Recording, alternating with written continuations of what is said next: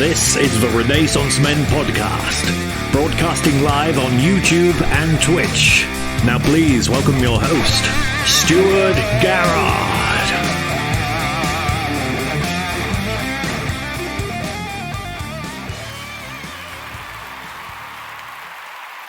Good evening, or good morning, and welcome to episode 176 of the Renaissance Men Podcast.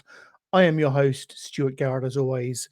I'm on my own this week. Let's get straight into it. Jimmy, God bless him. Let's give him an honorary kitty cheer.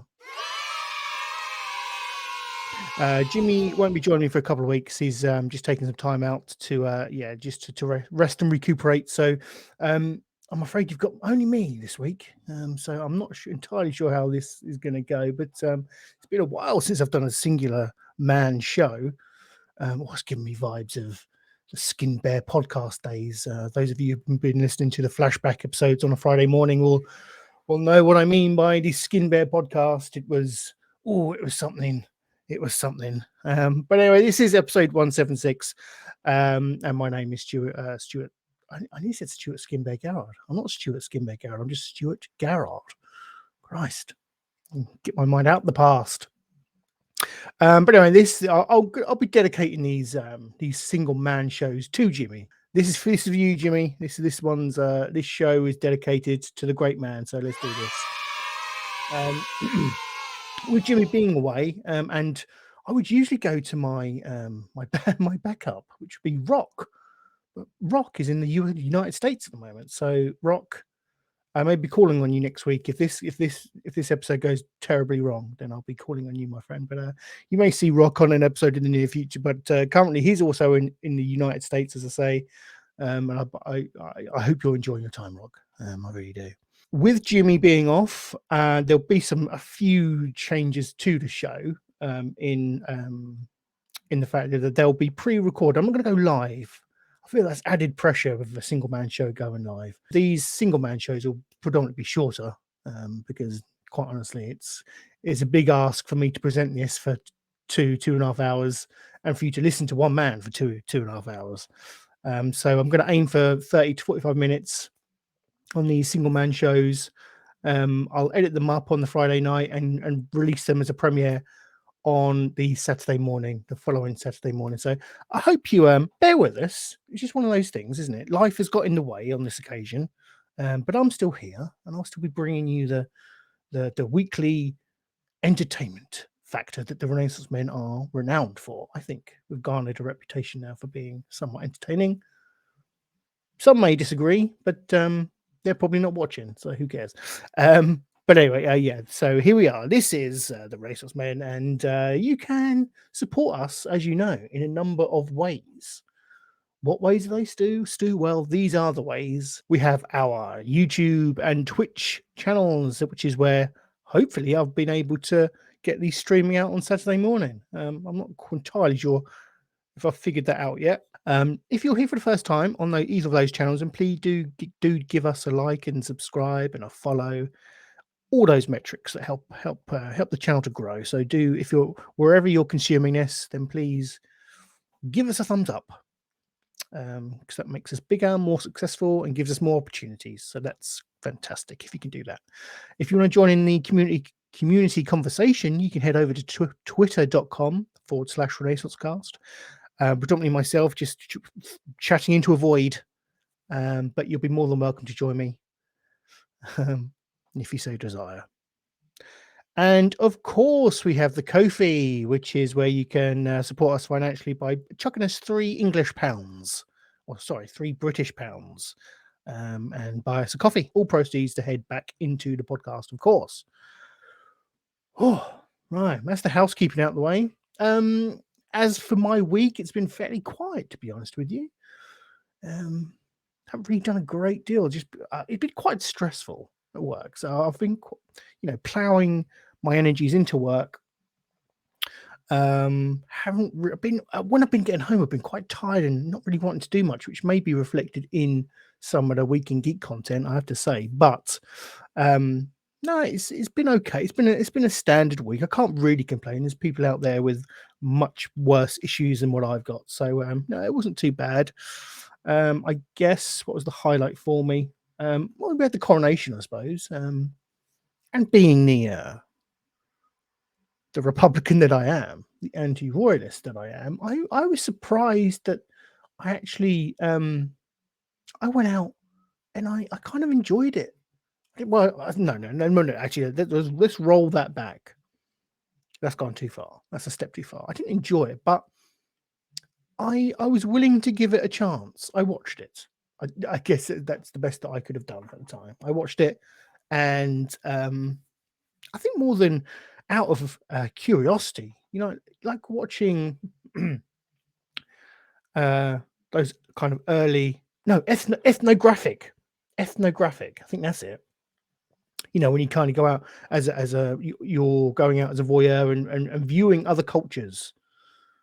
That's what it felt like to me. It felt like I was going out and watching some Amazonians, seeing what they were up to. But it was very bizarre, wasn't it? Like when they were, when they were passing Charles the various items, like the ring of power and these are the cuffs of fortitude.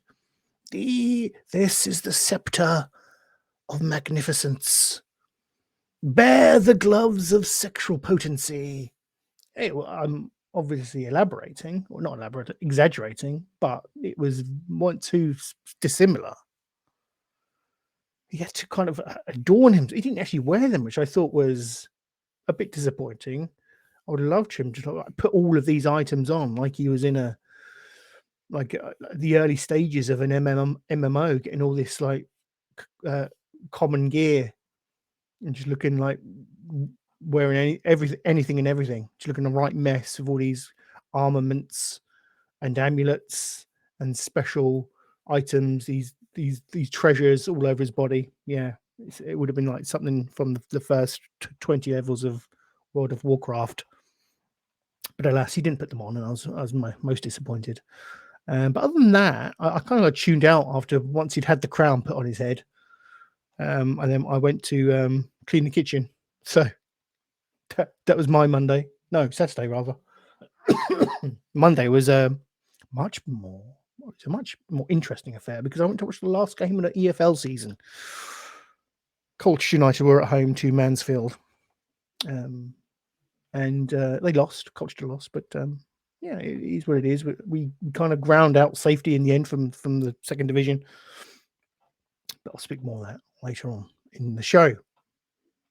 So as I say, it was a fairly standard week for me, but happy to be here with you this morning. Let's kick off this show in traditional fashion as we ask you, the viewer or listener, to ask us anything.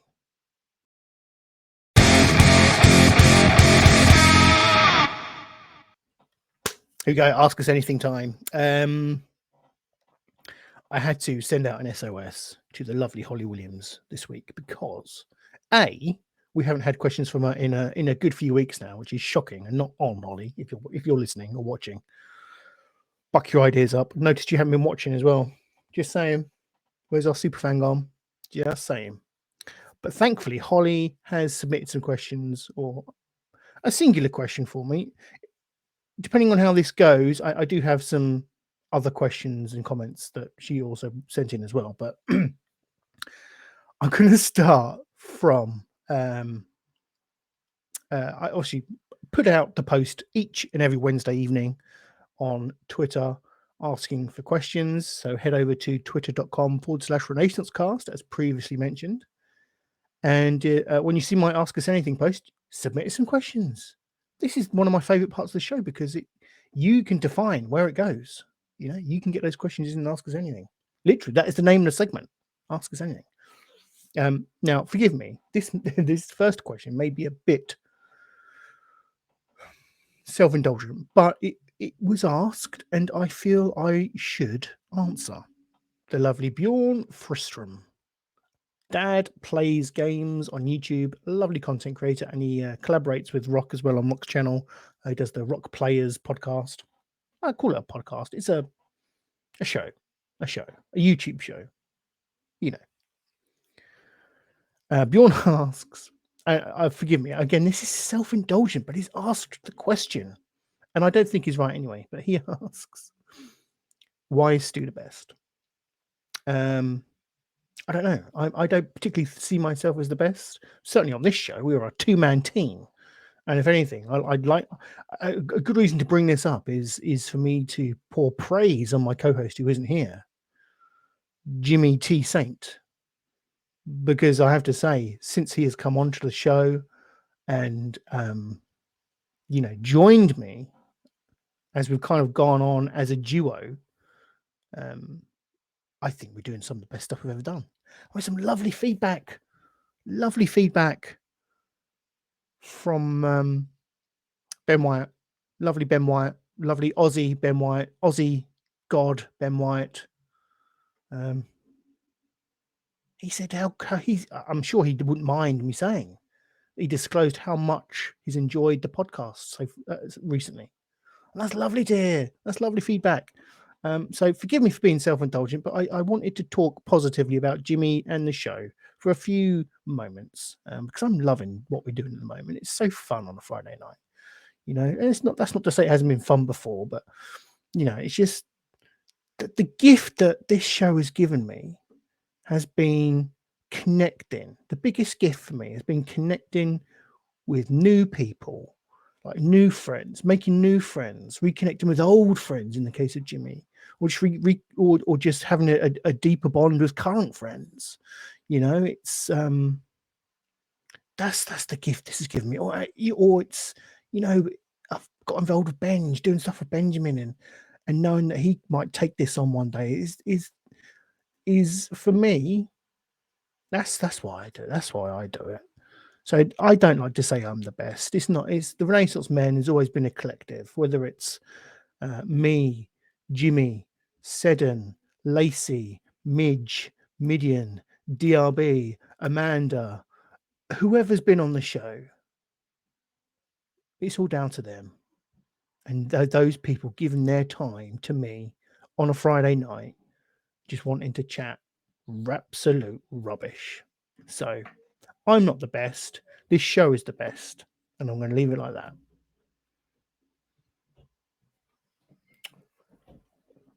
Next up, next question from Holly. Well, I say next question. The question from Holly is, Holly asks, if you could be female for 24 hours, what is the first thing you would do?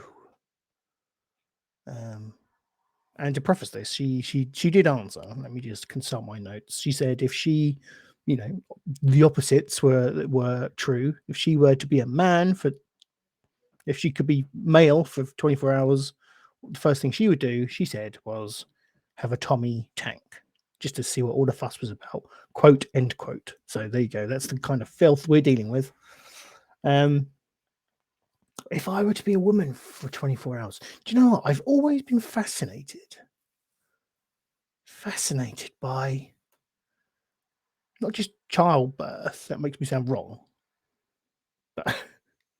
But female tolerance to pain.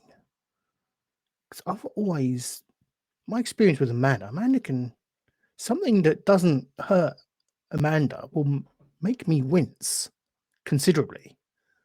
I think I have a considerably lower tolerance to pain than Amanda. And I've always wondered if that is something that's a more generalized thing between men and women. So yeah, I'd if I was a woman for 24 hours, I would maybe give myself a good kicking just to see how it felt. Yeah. Oh, here comes Benj. Hello, mate. Yeah. Just answering some audience questions at the moment. What are they? Well, Holly asks, if you Yeah. could be a girl for 24 hours, what's the first thing you would do? Get food. Get food? Yes, because I'm always hungry. Because you're always hungry. Yeah. Yeah.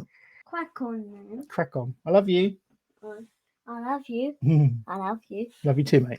There you go. Now, I I've answered to some degree those questions. Right, there we go. That was our Ask Us Anything question. Thank you very much for your contributions, audience, as always.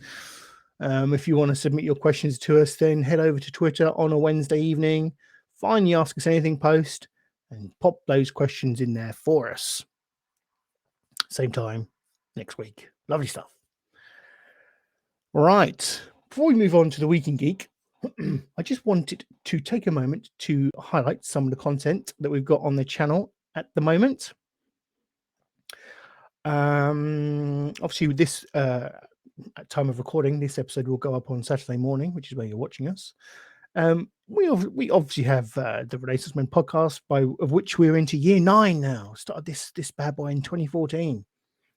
And speaking of going back into the vaults, if you like, we have our flashback series. So every Friday morning, I post an episode from the Renaissance Men vaults where you will hear the origins of the podcast, see where all the in-jokes come from, and you go on that journey with us. We're up to episode 9 now, so the first 9 episodes are up there for you to listen to. And I'd love to get some more viewers on these videos. So there we go, all the way back to 2014. See where it all started. See some episodes with Amanda. See when DRB joined the crew.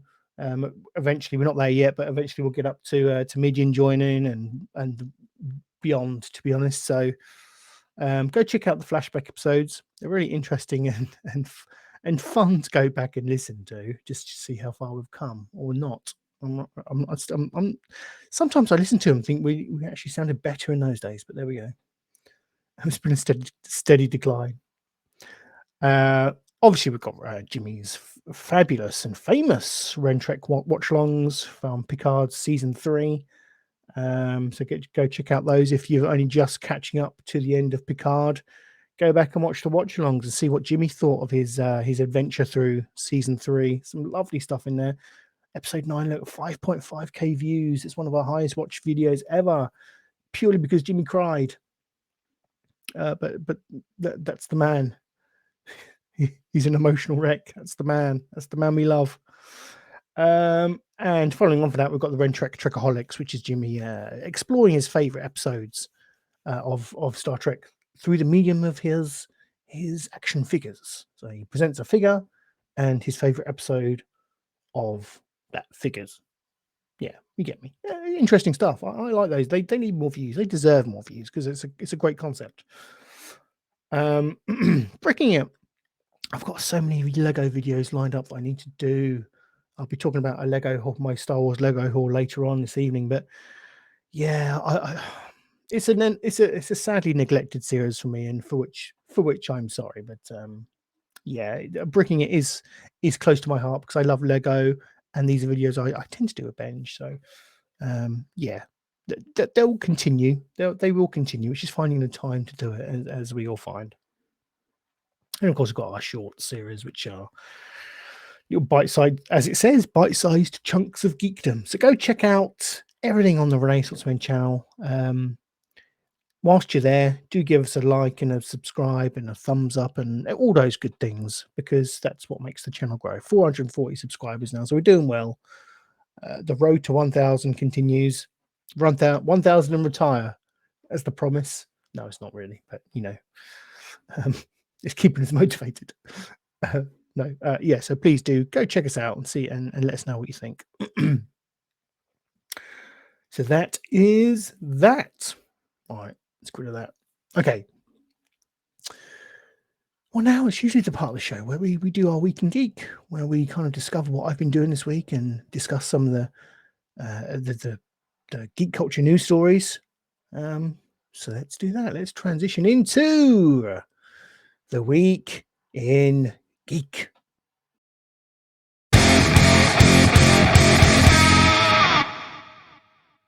Welcome back. It is time for the Week in Geek. And where shall I start? I think I will start. Do you know, let's get the football out of the way. Because I know some people might not be fans of the football, but it bears mentioning because Some breaking news as of this afternoon, Friday afternoon, I should say, is the Colchester United retained list for the 2023-24 season. So this basically means at the end of every season, a football club will announce the players that they are keeping on for the next season, and those players that sadly will be moving on to pastures new. And within that, you get the announcement of some loaned players returning to their parent clubs, or some players retiring. So, being a fan of Colchester United, the mighty Colchester United, up the U's, I thought it's quite a big moment to have the club release its retained list. So I thought we'd go through that, because it's something that's close to my heart, and that's what this show is all about. It's us talking about the stuff we love. I love them. I love my club, and this is big news for them. So, this was published, as I say, Friday afternoon by the club, officially published. And here we are. Here are the first team / under 21 players who are still under contract with Colchester United for the next season. Okay, so we have Sam Hornby, Will Greenidge, Tom Dallison.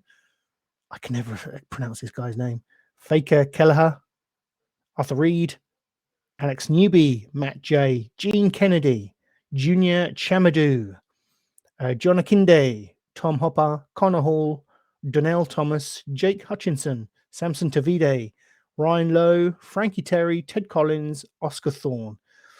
No real surprises there. I think the only a lot of these signings were made in the January transfer window. So they've only fulfilled half a season of their contracts, of their 2-year contracts. So and we did some good business in the January transfer window. Arguably, I think that's what saved us this season.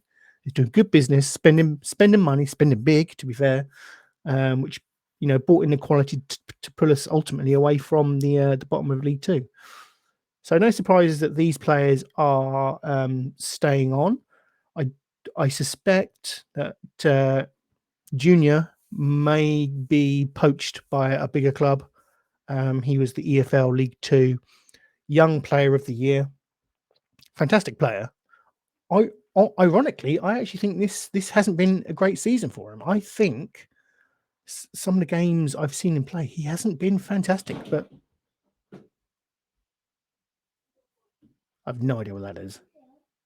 So I actually think, Junior Chamdu, I say he's in danger of leaving, but I think it's great for him to move on, and I think we'll get a lot of money for him if he does ultimately move on to a bigger club in the higher reaches of, say, League One or the Championship.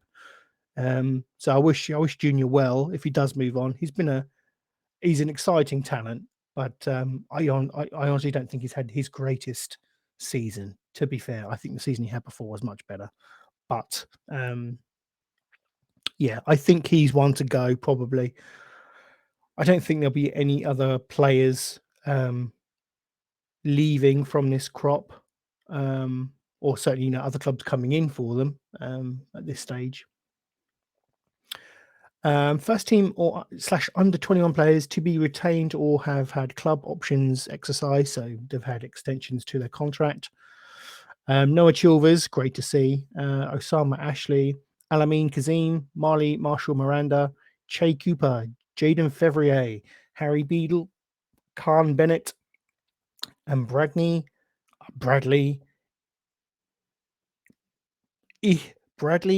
Ethiopian. Probably butchered that. Never heard of him. Probably one of the under 21s, I'd imagine.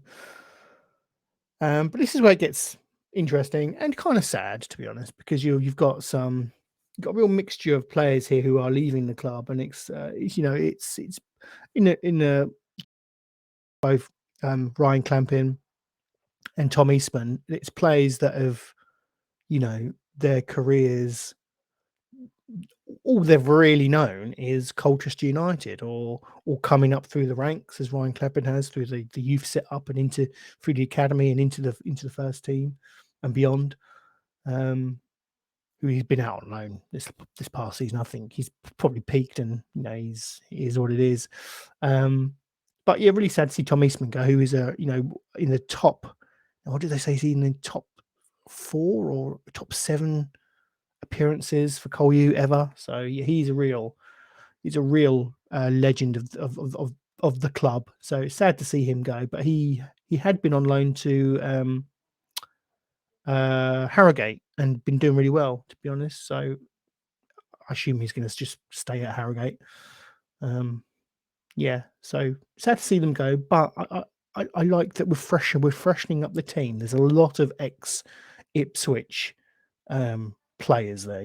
We had a habit the last couple of seasons of bringing in just any old took from Ipswich Town, and we're clearing out a lot of that. And it really feels like Ben Garner is really starting to get his claws into this team and trying to mold it into his team, and not someone else's team or Ipswich reserves, to be perfectly honest. So the list of players to be released is such: Ryan Clampin, Luke Chambers, Tommy Smith, Luke Hannant, Cole Skews, Alan Judge, Freddie Sears, Kieran O'Hara, Tom Eastman, Lorden Akolbaya, Emir Hughes, Billy Cracknell, Harvey Sayer, Leon Bello, Benedict Bioletti. Loan players returning to parent clubs: Kwesi Appiah. I love Kwesi, he was great. Tom Smith, Connorwood, and these are youth players to be retained: Bayan Aman, Tiazo, Marcel Delava, Matt Yates, Sean Brown. Scholars to be released: Sean Brown, Bradley Chakawa, Jaden Drakes Thomas, Casey Parrish, Freddie Price, Kai Redgrave, and Jamie Tedaldi. There we go. So there we go. A lot of those youngsters I don't know. So I don't know whether it's a shame when they've gone or not. So but okay, I'm optimistic for next season for Col U. I've renewed my season ticket. It's the hope, isn't it? It's the hope that kills you with football. Every season, there's always another season. We go along, we get our season ticket, and that's what you got to do. It's all you can do is hope and pray and go along and enjoy the game. So yeah, we'll see what becomes of the 2023-24 season. But yeah, I'm looking forward to it. So there we go. Some Col U news for you. In terms of what I've been up to this week, it's been a lot of playing of this game, as you can see. That is Jedi Survivor, Star Wars Jedi Survivor. But still not playing as much as I would like. And I've got that. I mentioned it last week, but I've got the boy on my tails. He's actively telling me, "Daddy, can you play Jedi Survivor, please?" Because he sounds like a prepubescent teen. But he is pushing me to play Jedi Survivor because he's on my tails, absolutely on my tails. He's loving it. He's absolutely loving it. I kind of wish he was playing the first game. He's never played the first game. Go and play the first game, boy. Leave me to this. But Jedi Survivor continues to be fabulous, absolutely fabulous. I'm on Kobo, which is the first planet after Coruscant. I think I only mentioned Coruscant earlier, but yeah, since last week I've moved on to the first planet, and the game is just opening up, absolutely opening up. Not only does it, not only in terms of like visuals and area of play, that the play space that you can go in, but just the systems and a lot of the intricate bits and pieces that you can do. I mean, so many customization options. You're unlocking bits of clothing for Cal. BD has got parts and color schemes, lightsaber parts, color schemes, materials, you name it. I mean, that was in the first game, but it's vastly expanded in the second game. And you've got skills, you've got stances, you've got, oh God, what else did I unlock? Perks. I forget which ones I've got. I've got one which makes me more dexterous, increases my dexterity. So I think my lightsaber throw has more power, and I think my block meter is longer because of the 2 perks I've got. And there's like 30 odd perks you can collect in the game. So that's an addition from the first game. That's more like RPG type depth, and that's what I'm loving about this. Is, do you know, it feels like a BioWare game at times when you're walking around these vast villages, just talking to NPCs or whatever, and you kind of the camera viewpoint comes down, and you're engaging in a conversation. Occasionally there's a choice that has to be made in the conversation. I don't think it affects anything, but there is that level of kind of interactivity with the conversations, another level of detail that was missing from the first game, I think. So it's got some light RPG elements to it, and I'm loving all that. Absolutely loving it. And oh my god, I've just realized that the story is delving into High Republic era stuff, lore. And I've just been reading the first High Republic book, Light of the Jedi. And it's got me buzzing because I'm loving that book and I'm loving playing this. And a lot of the lore, I'm assuming a lot here, because only the first part has really been revealed, but a lot of the lore around this game seems to be focused on the High Republic era, and can't wait to delve more into that aspect of things. And I think that's something that maybe only a Star Wars fan would not understand, but appreciate. Yeah, it feels like it's really talking to me as a Star Wars fan. It really is. So loving it, absolutely loving it. Continuing to play that. This is going to be a long one for me. This has got to get me through till Diablo 4, to be honest, in June. So I'll be taking my time with this, and might even be a multiple playthrough. So who knows? But yeah, go check out the quick look that I did, first look I did of Star Wars Jedi Survivor on the channel, which is what I've been playing in the background here. Absolutely loving it. And I implore you to, if you're a Star Wars fan, to go search it, go get it, go purchase it, go line the pockets of Mr. Disney. I've got a couple of bits of Star Wars related news that I want to bring in at this point. Something that really tweaked my nipples was the fact that Fantasy Flight Games. I'm a board gamer. I'm a lapsed board gamer. I was really into it. Then the pandemic hit.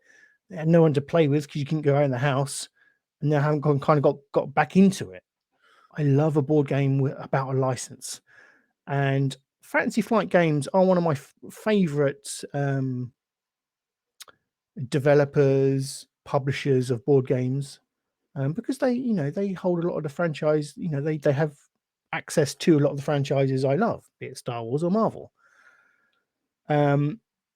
Something might rest in peace my wallet, because there is going to be, here we go, Star Wars Unlimited is a trading card game from Fantasy Flight Games, and it promises to be a non-gimmicky Magic and Lorcana competitor. Lorcana is the Disney themed trading card game, and obviously Magic is Magic the Gathering.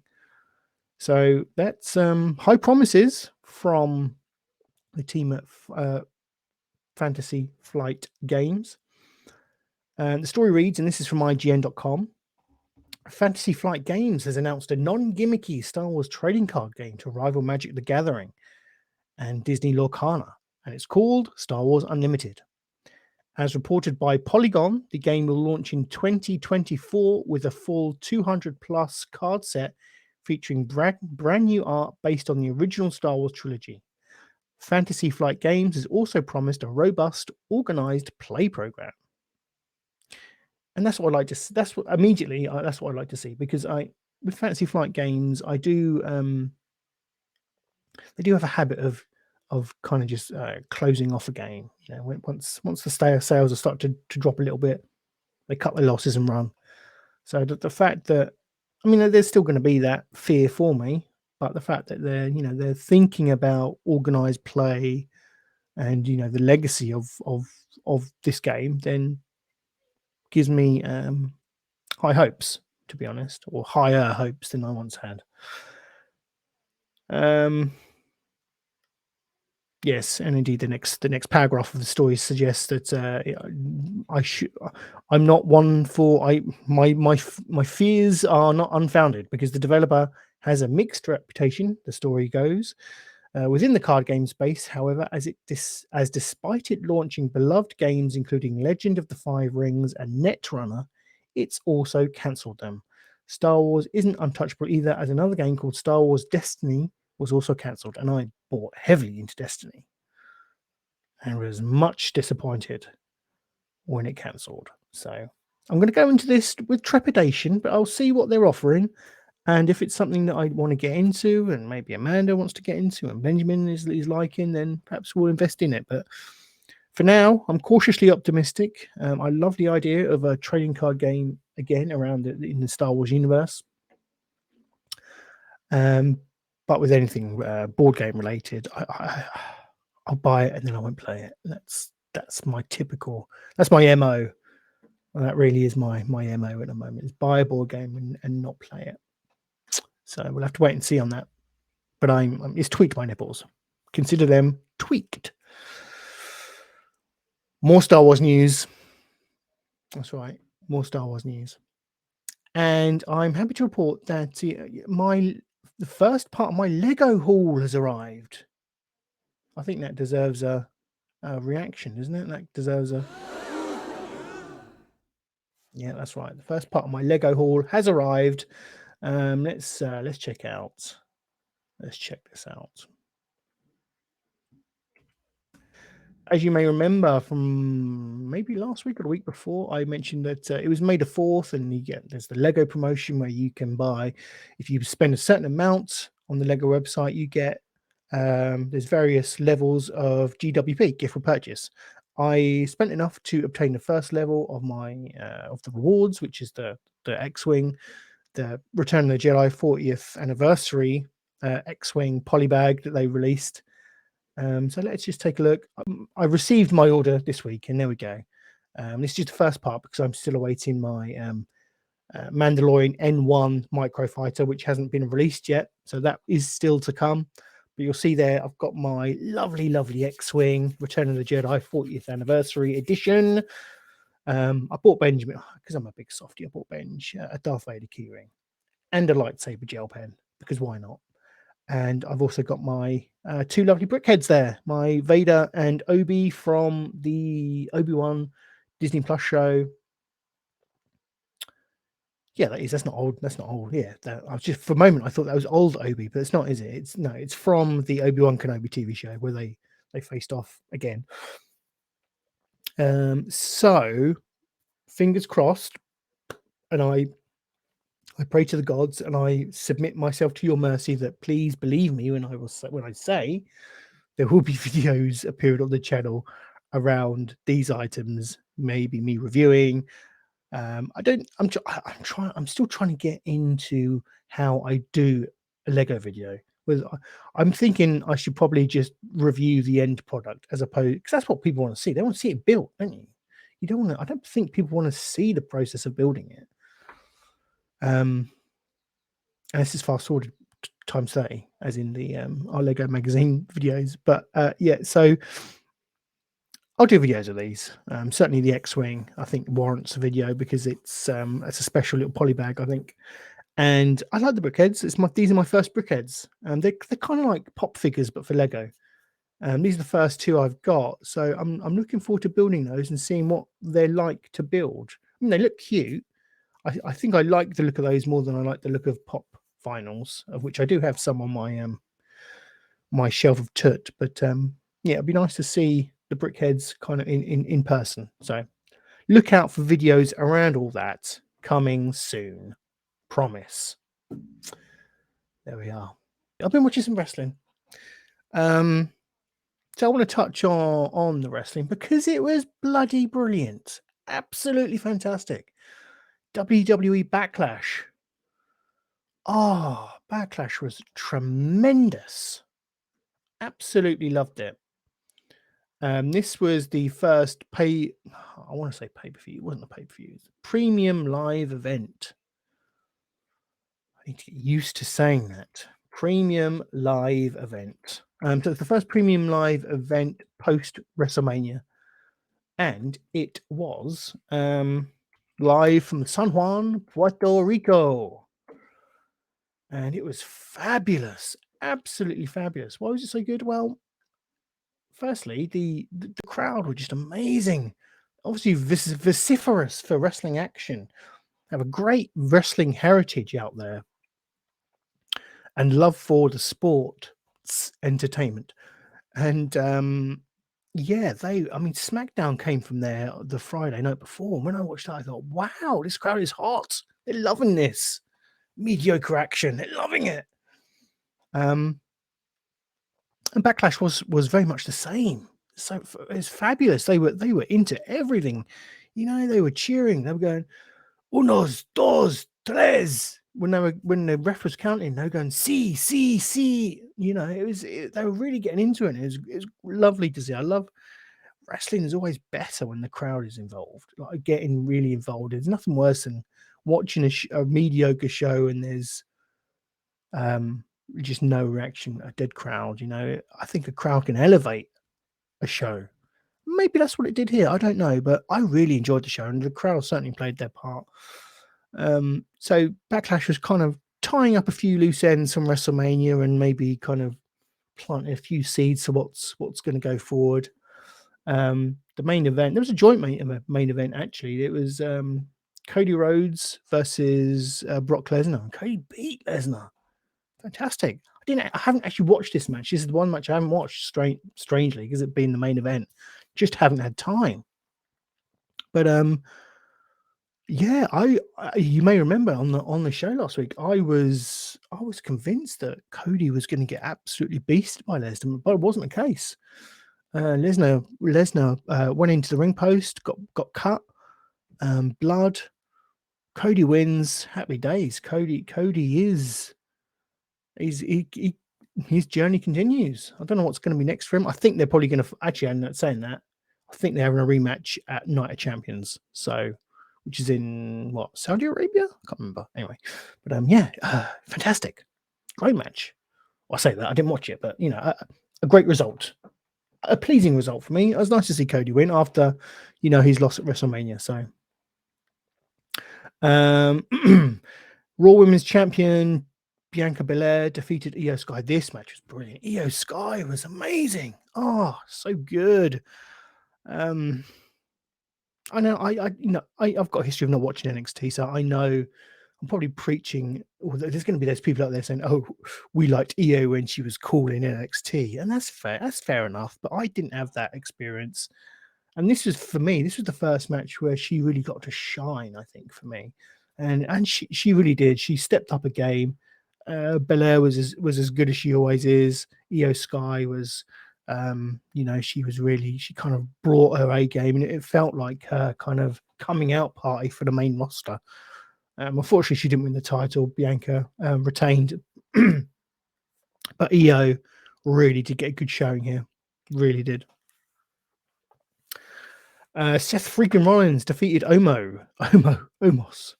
This surprised me.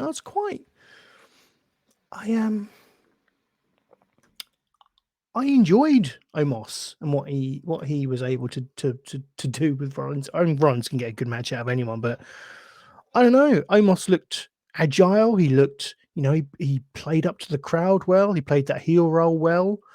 He yeah, it's quite a competitive match.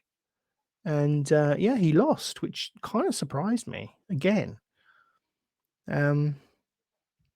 I don't. This match kind of came from nowhere, and I wonder where it's going to go. Who knows? I haven't actually watched Raw yet, so I don't know what the follow up to these matches and storylines are. But yeah, I don't mind Omos. You know, as a big guy, he's certainly one of the better ones I've seen.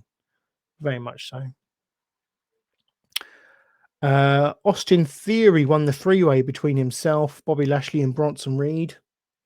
Again, this was a great match. Two big dudes and Austin Theory. Austin Theory did like the sneaky heely stuff, and the big dudes. You know, he teamed up with Bronson Reed against the babyface Lashley. You know, they had an alliance, and then that alliance went wrong, and then Austin Theory kind of got the sneaky victory at the end. So yeah, I think all three men came out of this really well. I think I really like Bronson Reed. I think it's great. Having him and Lashley together, I think that's a good combo. I like to see more matches between those two.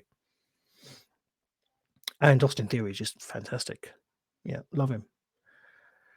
SmackDown Women's Champ Rhea Ripley defeated Zelina Vega. This was, this was an emotional moment.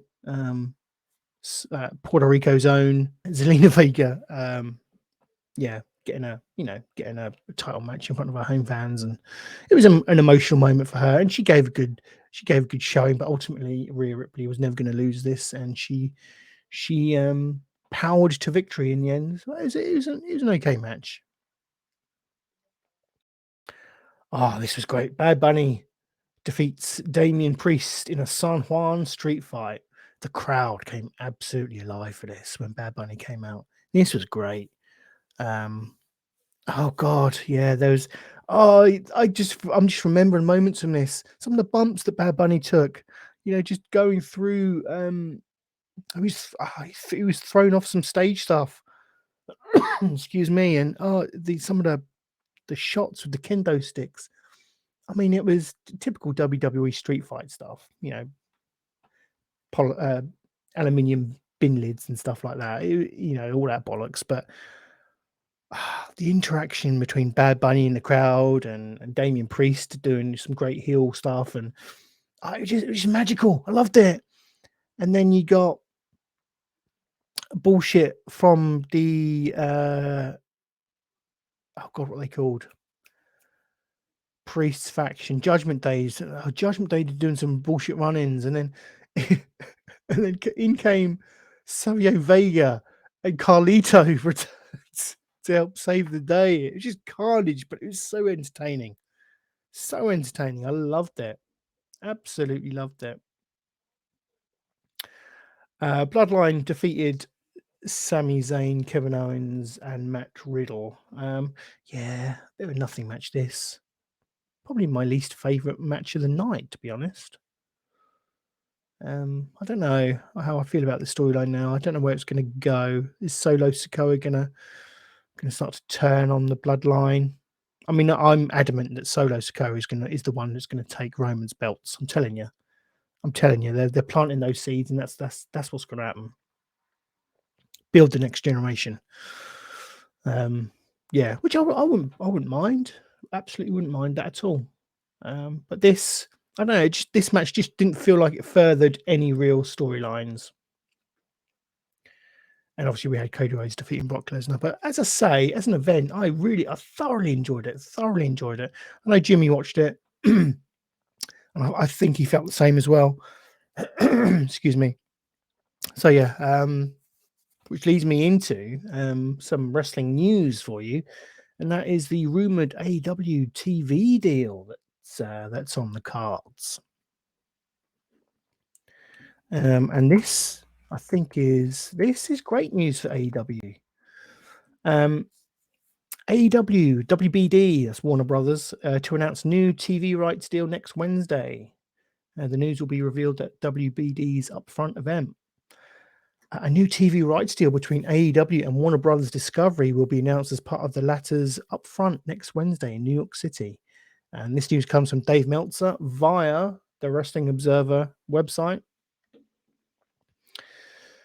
Meltzer said that both the deal and the much discussed AEW Collision show, which is the new Saturday night show, I believe, which is going to be spearheaded by apparently CM Punk.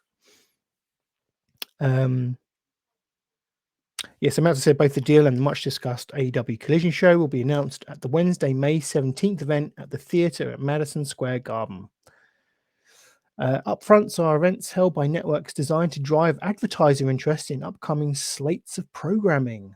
The amount of years and money on the new deal are unknown, nor who will be in attendance from AEW. As was reported by Andrew Zarian previously, the new deal gives WBD exclusivity on AEW programming, which is why both Dark and Dark Elevation recently ended on YouTube. As Zarian and now Meltzer noted, the deal does not include any Ring of Honor programming which lives on Khan's Honor Club subscription service. In January 2020, AEW and then Warner Media announced a 4-year extension of their previous deal that runs through the end of this year. That extension called for $175 million in total with an option year at a significantly increased price, according to Meltzer. So, yeah, nice to see AEW getting kind of some good deals and doing some good business, because I think having them around has been great. It offers an alternative, doesn't it, for both people to watch and for performers to go to. I'm not a fan of the product, but I appreciate that it's great that it exists and it's there for people as an alternative to the mainstream that is the WWE.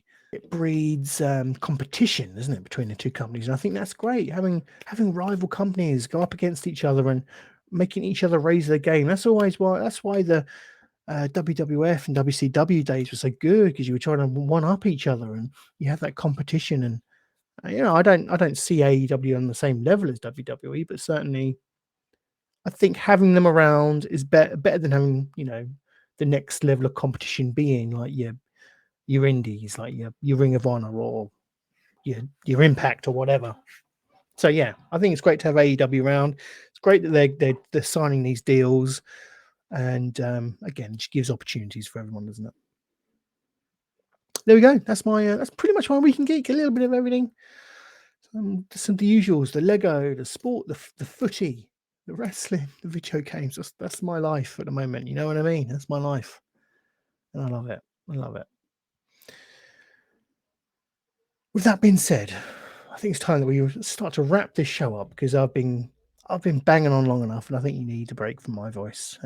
So let's wrap this show up in traditional fashion with "And Finally."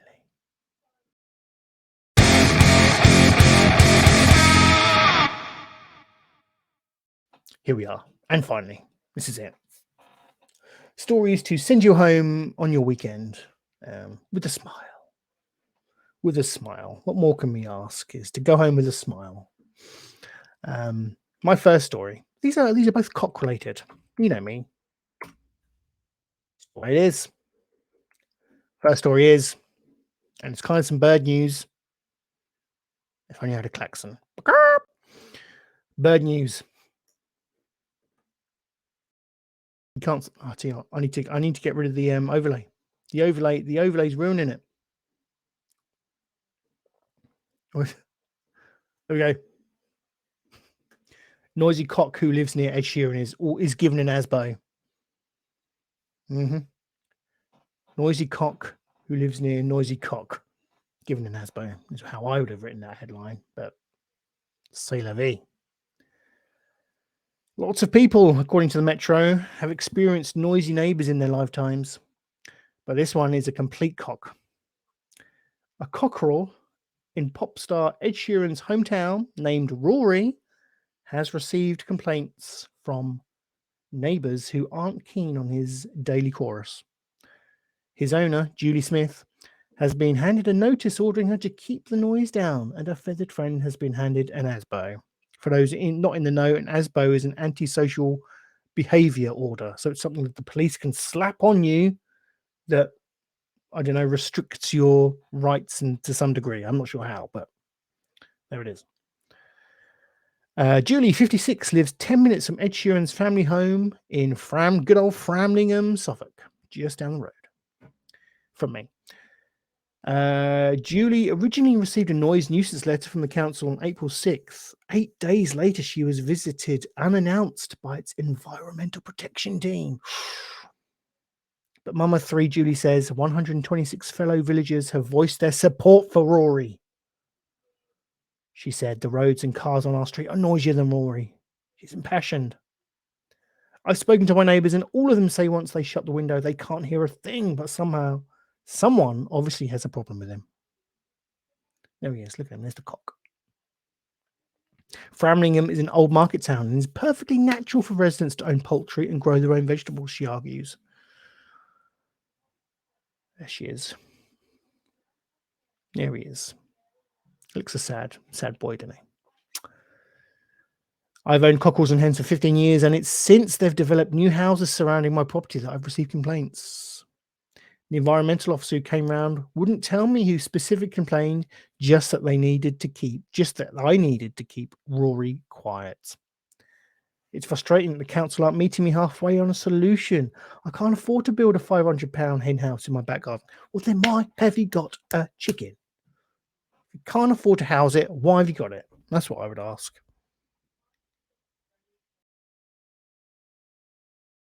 That's what I would ask.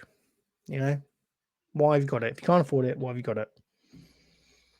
Accountability. That's what we need in the cockerel game. But there we go. If you were a neighbour of this cockerel, would you be upset? I think I would be. I'd be annoyed if that was that racket going on in my head. Yeah. So there we go. That's that story. I forgot what the second story is, but I've labelled this more cock news, so this could be interesting. Yes, this is coronation news as well, really. Pranksters mow a symmetrical giant penis in the lawn of King Charles' coronation party site. This was brilliant. So there was various celebrations around the country last weekend for the royal coronation of His Majesty King Charles III. And one little scamp took it upon himself to mow a penis into the lawn of a site that was going to hold a party. And we've got some photos. And these photos show the large phallus carved into the freshly mowed lawn at Bath's historic Royal Crescent, where a large coronation party will be held on Saturday. Was held on Saturday. I wonder if they still held it. This is obviously this is prior to the festivities taking place. I wonder what happened. But let's see if we can find. Where's the picture? There we go. Look at that. Big phallus, two big balls pointing towards the lovely buildings, and a lovely crown at the end. Ironically, no dotted line though. No classic dotted line or hairy balls. So B. I'd give that a B for effort. It could have been more detail, more defined detail in there, but yeah, that just sums up the British sense of humour, doesn't it? Really. Coronation. What can we do? Ruin it by drawing a big cock. Happy days. That's my own finally news for you. There we go. Well, ladies and gentlemen, I'm going to love you and leave you. Like I said, these are going to be short shows whilst Jimmy is away. And again, just to reiterate that Jimmy will be back because we miss you and we love you. So all the best to you, mate. I think I'll leave it there. All that's really left for me to say is if you have watched and and please do bear with us. Thank you for bearing with us. Thank you for watching. Thank you for listening. Wherever you are, wherever you consume our stuff, thank you so much. Your support is what keeps us going. It really is. Audio of this podcast probably will be available this morning as of now, but either way, you're watching it, so who cares? But yeah, if you like to listen to this, it's available. It's going to be available. I'm rambling. This is why the show needed to be short, so we'll ramble. If you have enjoyed the show, then please don't forget to like them and subscribe them wherever you're consuming it. Go give us a thumbs up. We love it. Makes the show grow, makes the show grow. Whatever you're doing this weekend, I do hope you enjoy it. It's Eurovision weekend, god damn it. I would have talked more about Eurovision, but that seems to be an absolute magnet for the copyright police to rain down on you, their power, execute their power. Yeah, so Eurovision is this weekend, and I can't wait. I love Eurovision.